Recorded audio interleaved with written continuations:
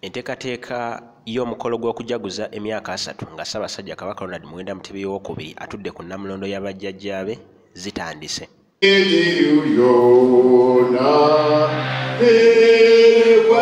Buganda tiyamanyibwa nnyo eggwanga lyaffe okwetooloola ensi zonna.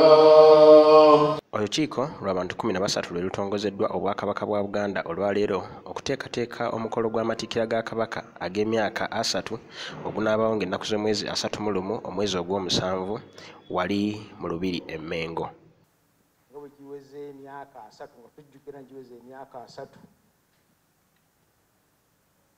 Obwakabaka buno Ssaabasajja Kabaka atudde ku Nnamulondo. Munajjukira bulungi nti baali bajjajja abataka abakulu ab'olusolya abakuuma obuwangwa bwaffe ng'era bwe kirina okuba bajjajja. Wadde gavumenti ey'e Kampala yali etusoomoozezza ng'ewangangusizza Ssaabasajja era n'atuuka n'okufiira eyo mu mawanga. Era n'obukulembeze obw'ennono nga n'Obwakabaka bwe buli nebuwera. Naye tetwasaanawo, tetwavaawo, tukyaliwo era tujja kubaawo.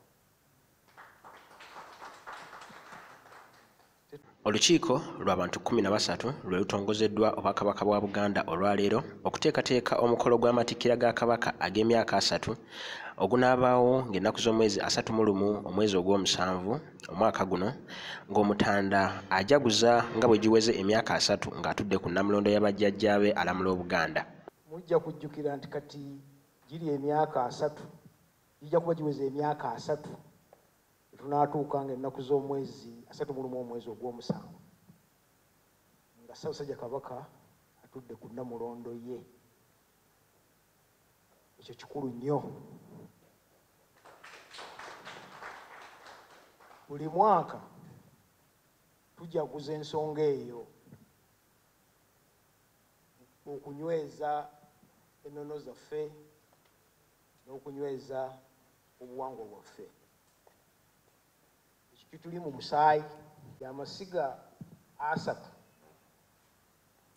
Obwakabaka bwa Buganda buno kwe butambulira. Tulina essiga erya oli olulangira erituwa omulangira afuuka kabaka. Eryo essiga kkulu nnyo. Tulina essiga ly'abajjajja abataka ebika byaffe erikola obutaweera okulaba nti ennono n'empisa zaffe ebisaanawo buli kaseera.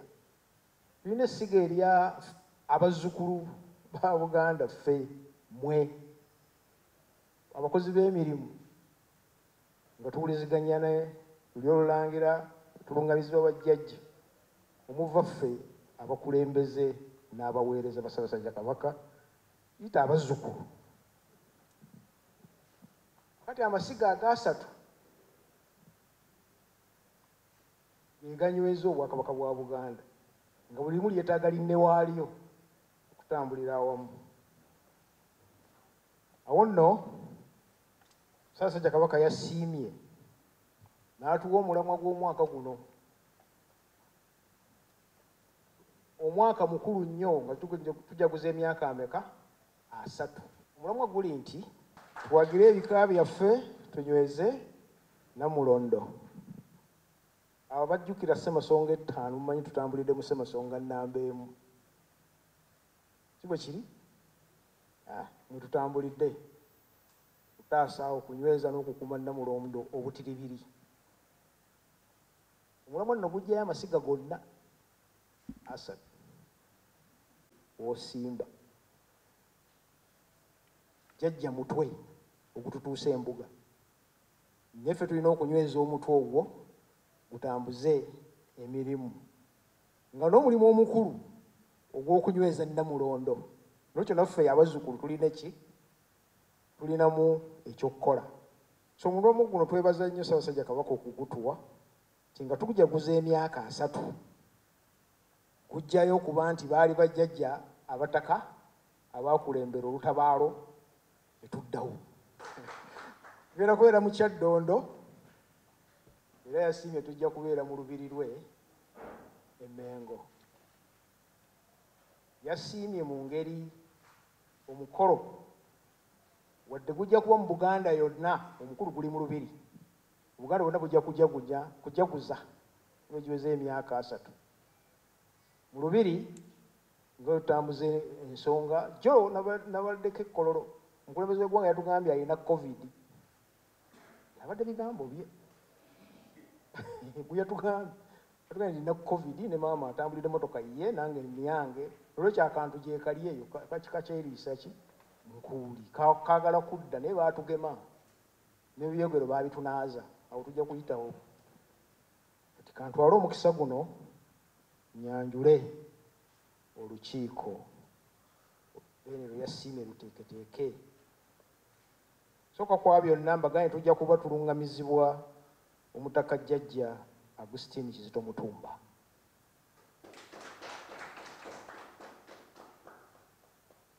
Amagezi ow'enjawulo ku lukiiko olwo naye nga ssentebe waalwo Oweekitiibwa Minisita w'enkizo ensonga ez'enkizo David Mpanga.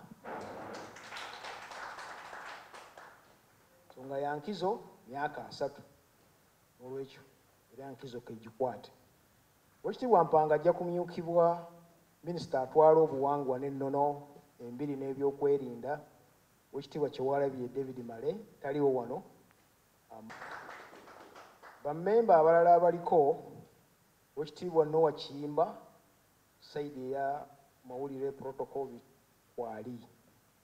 Akakiiko akatongozeddwa kakukulemberwa Oweekitiibwa Daudi Mpanga ng'amyukibwa Oweekitiibwa Daudi Kyewalabye Male, Oweekitiibwa Noah Kiyimba, Oweekitiibwa Hajjamis Kakomo, Omutaka Augustine Kizito Mutumba n'abalala. Ye ssentebe w'olukiiko olulondeddwa okuteekateeka emikolo gy'omwaka guno, Oweekitiibwa Daudi Mpanga asiimye nnyo obuvunaanyizibwa obumuweereddwa era ne yeeyama okuggusa obulungi omulimu guno n'asaba ne banne bwe balondeddwa ku kakiiko kano okukolera awamu. Mukama wange tulina mukisa ssemukisa ng'abali bwengo okuweebwa obuvunaanyizibwa buno era bwe ŋŋamba nti ffe baani mbeera sinyoomya ebitiibwa oba buzaale naye mukisa era kitiibwa ky'amaanyi nnyo mukama wange okubeera nga ffe tulondebwa okukulemberamu olutabaalo luno olw'okujaguza amatikkira ga Ssaabasajja Kabaka ag'emyaka 30. Gwegwo gwennyini kubanga Namulondo tetuula mu bbanga. Namulondo esooka kutuula mu bataka bajjajjaffe ate n'eryoka esanga nti bajjajjaffe bawanirirwa ffe abazzukulu ate obwakabaka bwa Buganda awo ne bulyoka bwawukana ku bwakabaka obulala bwonna mu nsi yonna kubanga teri bwakabaka mu nsi yonna muntu ava mu bwakabaka obwo bw'ayinza okugamba n'asingirayo ddala okubeera wansi okugamba nti alina akakwate ku kabaka we nga kamusaayi. Mukama waffe ffenna tumulinako akakwate nga kamusaayi nga tuyita mu bajjajjaffe abataka. Engeri gy'ali Ssaabataka Mukama wange guno gwe mulamwa gwennyini ogutuukiridde. Mukama wange tweyama okukola obutaweera okulaba nti omukolo guweesa obwakabaka ekitiibwa. Mu nkola eriwo ennaku zino emikolo gibeera mimpimpi tegiwaawala nnyo naye gibeera nga gigirayo ddala omulamwa abantu n'ekitiibwa eky'obwakabaka. Era tuwera nti tujja kulaba nti abantu bonna n'abatali bayite basobola okwetaba mu mukolo guno nga bayita ku mikutu egya terefayina ku laadiyo ne ku mitimbagano basobole okumanya ekinaabeera mu lubiri era bajagulize wamu ne Ssaabasajja Kabaka. Bayo nga tekalekeka tujja kukwasa maanyi tukozese obukugu bwonna tulabire ddala nga bwe tutegeezebwa tukubirizibwa wano mukama wange nga tuli mu kisenge kino mu kabineeti nti ensonga etuukirizibwa mu budde bwayo nti mukkiriza obuvunaanyizibwa ne ssentebe yeeyamye ku bammwe n'olwekyo ntwala omukisa guno okutongoza olukiiko olugenda kuteekateeka nga tujjukira emyaka nga bwe giweze 30 Ssaabasajja Kabaka atudde ku Namulondo. Olukiiko ndutongozza. Tweyanze